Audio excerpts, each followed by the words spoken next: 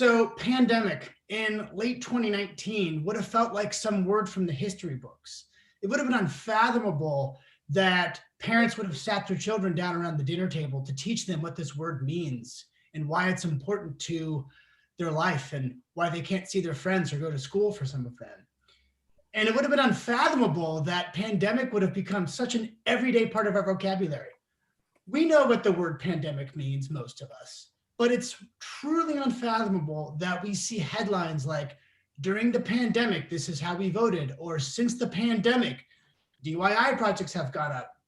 Even phrases, lighter phrases like pandemic baking, pandemic dating, pandemic fashion, they would not have been meaningful last year. And that just goes to show the sheer magnitude of the pandemic as a word in our language.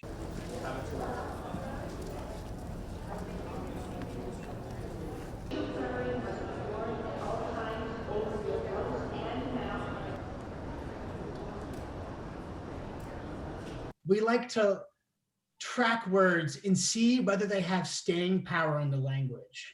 So it's very rare for it's very rare for the dictionary to be needed to be updated so rapidly. It takes an event like a pandemic to do that.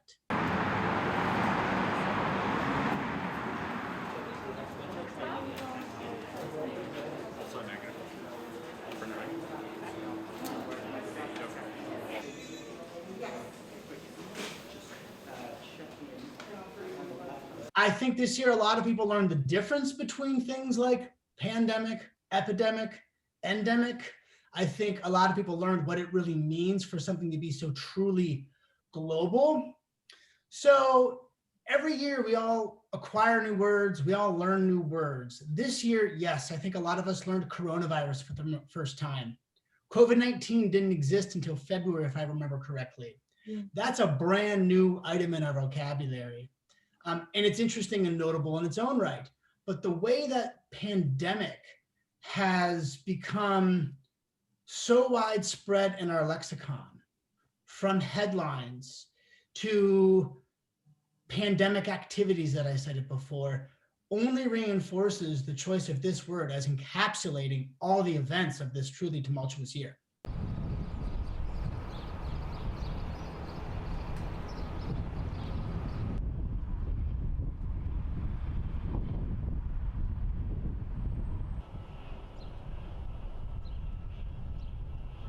I spearheaded, I would say, probably over 75,000 words on articles explaining concepts around the pandemic: virus versus bacteria, contagious versus infectious, furlough versus layoff.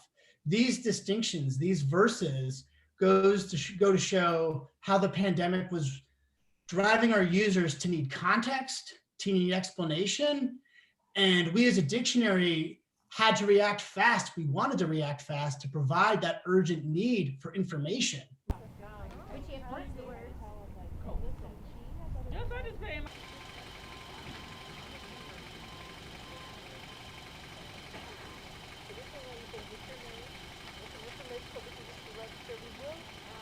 But we ended up landing on pandemic, as Jen said, because we really needed to honor the loss of life and livelihood. We needed a serious word for a serious year, a consequential word for a consequential year.